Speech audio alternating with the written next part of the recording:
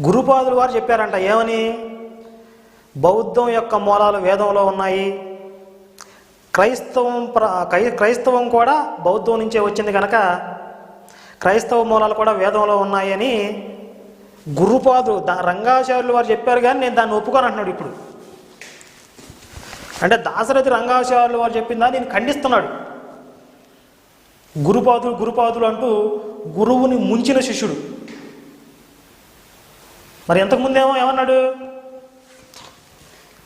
Christianity has its roots in Vedas అని దాశరథి రంగాచార్యులు వారు చెప్పారు. కాదనడానికి నువ్వెవరవి అని పెద్ద పాపరాయిలా క్వశ్చన్ చేశాడు. ఆపరా అంటూ. బౌద్ధం అనేది అథర్వ వేదం నుండి వచ్చింది. బౌద్ధం ప్రభావం క్రైస్తవం మీద ఉన్నది గనక క్రైస్తవం యొక్క మూలాలు కూడా వేదంలోనివే. క్రిస్టియన్